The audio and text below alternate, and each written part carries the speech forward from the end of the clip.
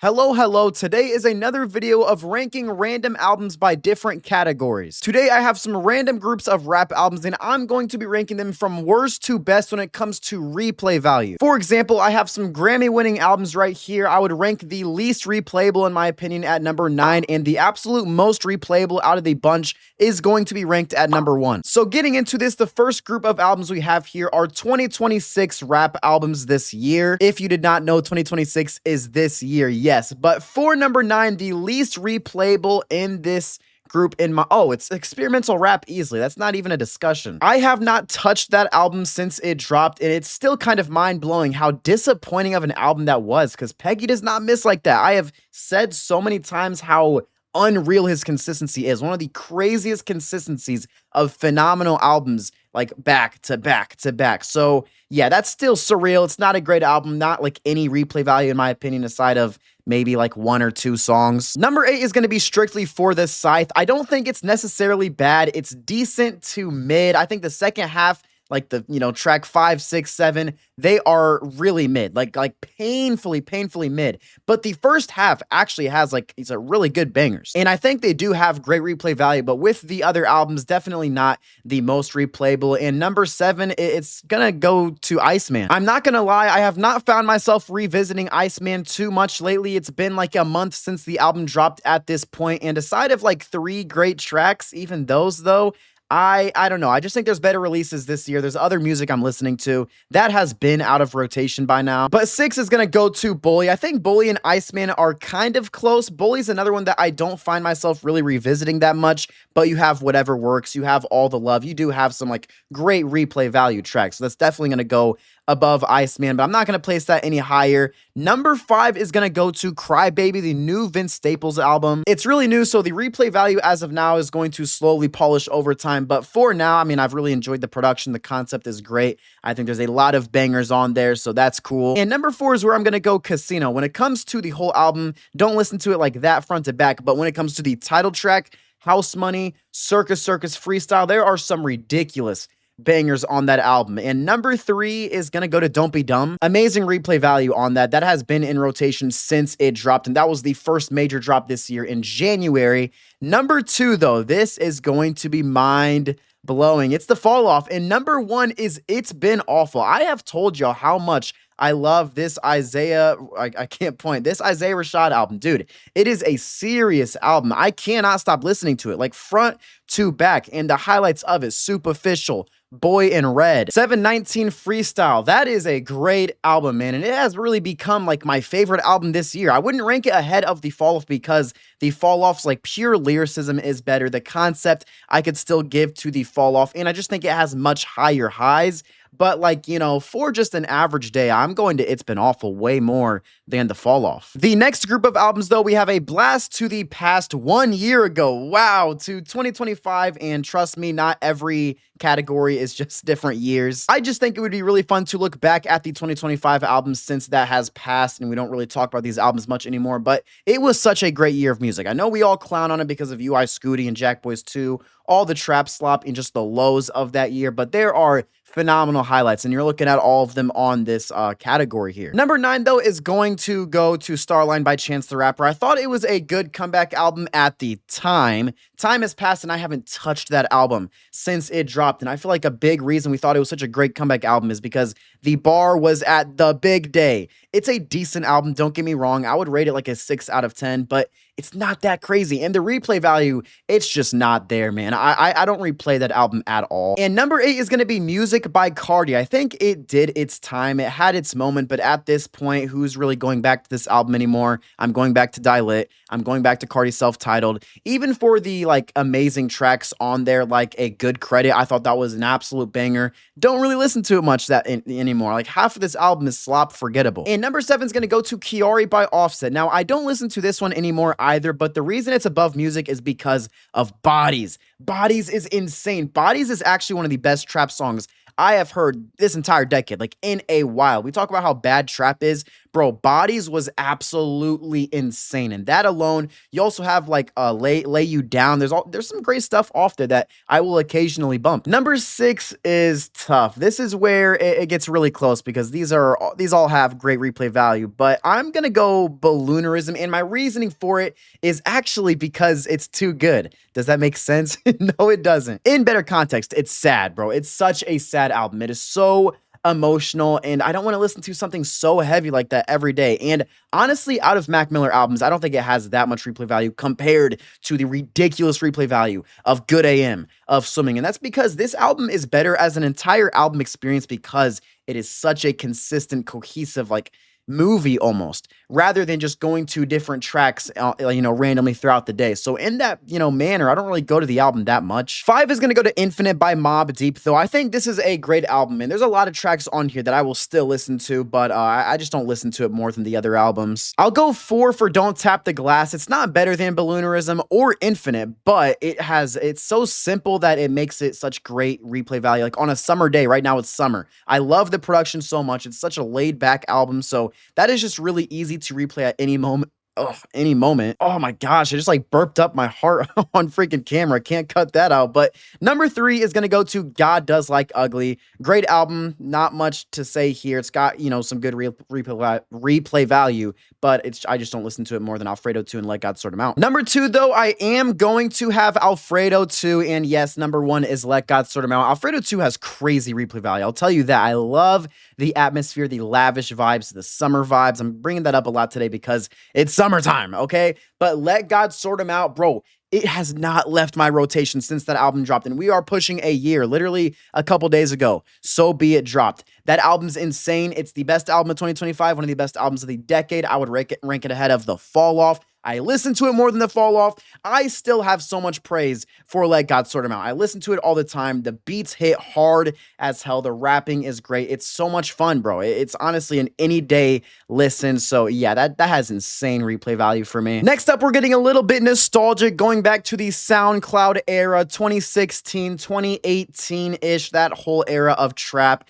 and emo rap. At least for me, I was in middle school at that time. This is when I got into some music, and XXXTentacion passed away, and all the middle school, white boys like me started listening to freaking X. It was a fun era, bro, and I miss that shit. I really do. Ranking these for replay value, though, number 9 is Issa album by 21 Savage. I think it's the worst album here. I think it's a bad album. The beats are great, but 21 is just freaking mind-numbing. Holy shit, this is boring. 8 is gonna go to 17 by X for me. I mean, it's not a crazy album, but the impact obviously shows, and the streams are legendary. The popularity of it, it has an impact. But for me, Juice WRLD and X are artists that I grew out of, okay? I don't listen to their music anymore. So speaking of Juice, number 7 is going to be Goodbye and Good Riddance. It had its era, like, with everything here. This is peak SoundCloud era. And this is just kind of like the emo rap trap. Like, I didn't put like Drake or shit here. I wanted to leave this category for like this exact specific sound, these albums, these artists. So yeah. 6, I'm gonna go with Life's a Trip. I don't listen to this album anymore, but the thing is, it has Dark Knight Demo and it has Taking a Walk. Those are insane. Great replay value with those songs. Number 5 is okay. I'm gonna really surprise people with one of these projects.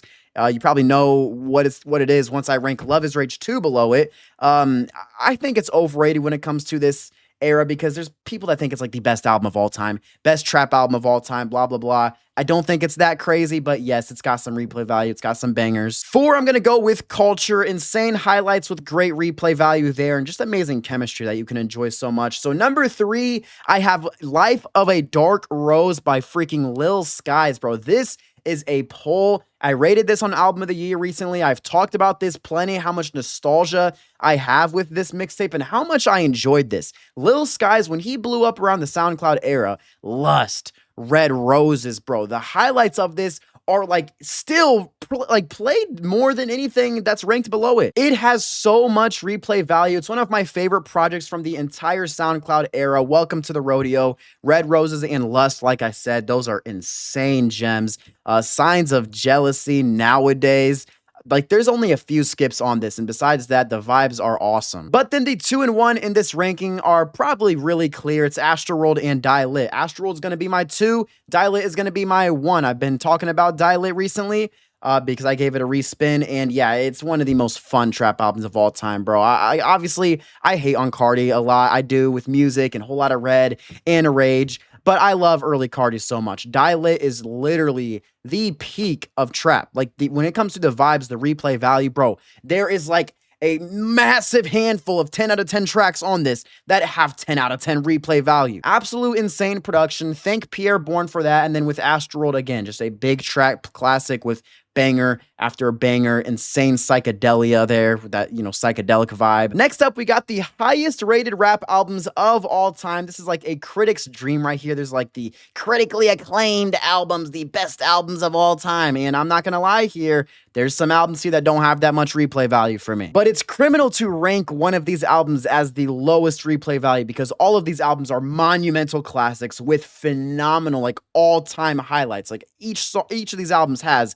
at least one song that is an all-timer. So, number 9, what has the lowest replay value here? It's The Miseducation of Lauryn Hill. That is crazy, bro. The Miseducation of Lauryn Hill. I'm sorry, y'all, but what else are y'all gonna go with? The Low End Theory, I'm gonna place that at number 8, and I mean, it's got such insane highlights. Again, like a Butter, Jazz We've Got. Yeah, that's got some insane highlights, but it's really not one that I find myself going to every day. And I do replay Midnight Marauders more. Oh, this is tough. This is tough. But number 7 is gonna have to go to Mad Villainy. I don't listen to that start to finish much. And I replay, okay, if you want to look at Fancy Clown and Raid, like songs like that and Accordion, yeah, especially Fancy Clown. Fancy Clown is the one that I replay lots. A lot. That's one of my favorite rap songs, but something I can't, they can't all go one. Number 6 is going to yeah, it's Illmatic, bro. Again, I don't listen to Illmatic more than Enter the Wu-Tang. I don't listen to it more than The Infamous. The bottom row is just like favorites for me. I mean, with The World Is Yours alone puts an argument for something like maybe The Infamous. But I don't, I'll be honest, it's not an album that I listen to front to back. I go to The World Is Yours. I'll go to Memory Lane. Number 5, I will go The Infamous, though, and that is an album that I actually do like to listen to start to finish more, because it's an insane atmosphere. The production is some of the best production I've ever heard in rap. It's a perfect late night album, a perfect winter album. It's my number 1 rap album of all time, simply enough. So, I mean, I could rank this higher, but I don't know. Lately, I haven't listened to it much. So right now, I'll have it at 5. And 4, I'm going to go Enter the 36 Chambers. I'd say I've been replaying this more than like The Infamous the past half year. It's just so fucking fun. It's one of those old school albums that it's not just a critically acclaimed album, okay? That is a fan favorite. That is an actual enjoyable album. That's not one of those like albums where it's like people like to hate on older classics a lot because they're so overrated. They might be influential, but they're not that, you know, you can't listen to them on an average day. But Enter the Wu-Tang, dude, it's so fun. RZA's production is all-time legendary. The chemistry, you have just this group of some of the best rappers of that 90s era and have aged as some of the goats of rap: Ghostface Killah, RZA, Raekwon. And that chemistry, we've never seen a chemistry like that in rap. Cream, like, bro, I love that album so much. And yeah, the top 3 was going to be the bottom row. It's just all-time favorites for me, okay? I love Kanye, I love Kendrick, but the 3 is going to go to T-Pab. I do think Good Kid, Mad City has more replay value than T-Pab. Insane replay value on T-Pab, though. But 2 is going to go Good Kid, Mad City, and 1 is The College Dropout. The College Dropout was always going to be 1, bro. Any day you can listen to it start to finish, and you don't have to do that either. As amazing of an experience as it is, every song on this freaking album you can listen to like any time of the day. Any time of the day, the vibes, the different vibes, the amazing concepts and production that is timeless. Come on. You can never go wrong with The College Dropout, and obviously with Good Kid, Mad City, you can't go wrong with it.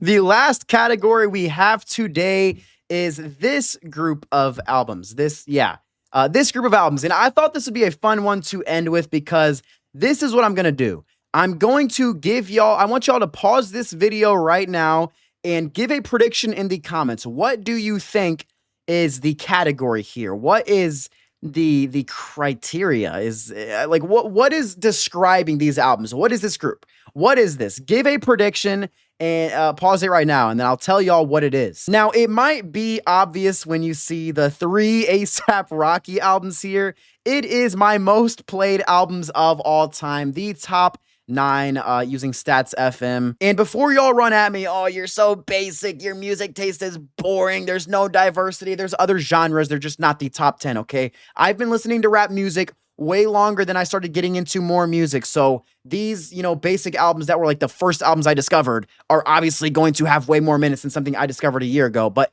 Dirt and Saturday Night Wrist are already pushing this range. So cool. But yeah, my most played albums of all time. This is probably going to be easy for y'all to rank because it's just a random group of albums. But for me, obviously, they're the most played of all time. So shit. Number 9 is probably, oh no, it's gonna be French Exit, actually. It's pretty easy. I love this album. I just don't listen to it anymore. It was one of like the first albums that really got me into music, and I could listen to anything on this and get into a wave of nostalgia. The album's great. I enjoy it. Not an everyday listen for me anymore, though. Number 8 is going to go to Wolf. I used to go freaking crazy with this album. If you go to like my first shorts ever on this channel, when I first started making music content ever, ranking Tyler albums, I had Wolf at like 2. I loved this album and I still do enjoy it. I just don't think it's like an all-time like 10 out of 10 album like I maybe would have told you a couple years ago.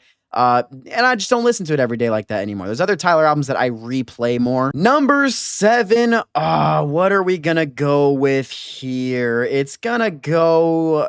it's probably gonna go to Long Live. No, it's not. No, it's not. It's gonna have to go to Flower Boy. Oh my gosh, it has to go to Flower Boy. That sucks. I love this album. One of my all-time favorites. One of the most impactful for my life. Yeah, you see how the most played albums are like the most impactful for me. I just go way back with these albums, man. Some of the first albums that really got me into music. But Flower Boy, once again, it's one of those albums that I will never listen to as much as I used to. And I love the album, but I've heard it so much and I had my time with it. It's not an everyday listen anymore. I don't listen to it more than the Rocky albums either. So 6 is gonna go to Long Live ASAP. Yeah. I mean, I listen to Live Love ASAP more. I listen to At Long Last more. Not gonna go Swimming or Blonde. So yeah, Long Live. 5, I will go Blonde, though. I'm probably blowing y'all's minds right now with freaking Pizza and Codeine. A lot of y'all probably don't even know what this is. If this album or if this video is going out to people that have not seen me, freaking go crazy over Chris Travis or Cloud Rap. It's a Cloud Rap mixtape from 2012. It's peak. And I just can't right now. I've listened to this like every single day for the past like over a year by now. In this era of my life, how, just where I'm at, it's perfect. Okay. It's like a party mixtape. It's just fun. It's so much fun. It's fun. I listen to that shit like every freaking day. So yes, Blonde as of now in my life is going to go below this freaking random goofy cover that y'all see. 4 is going to have to go to Swimming. That's kind of hard, especially below Pizza and Codeine. That may be something that changes in like, I don't know, in the future. But number 3, I will go Pizza and Codeine. Like I said, it's a Cloud Rap mixtape. It's not very popular, but all-time favorite for me. And the top 2 are going to be Rocky projects. Yes, 2 is At Long Last ASAP, and 1 is Live Love ASAP. The 1 was probably no surprise at all. That is, if you want to know what the number 1, by the way, in this, because these are my top 9, yes, but they're not ranked as like the top listen to. But obviously, you guys know the number 1 ever is Live Love ASAP. That's my most played album of all time, mixtape. But it really is one of those projects that I listen to every week. Literally for however long I've listened to this now. And then At Long Last ASAP as well. Ridiculous, bro. Like legendary replay value in all of rap. But that's going to be it for this video. Ranking albums by different categories based on replay value. I have more categories. I have like 3 more or 4 more. But this video like dragged on way longer than I thought. So I'll have a part 2 with the other ones. I appreciate you all for watching this video though and sticking till the end. Make sure you check out some more of the content, dive into the social media. And I hope you all have a great day.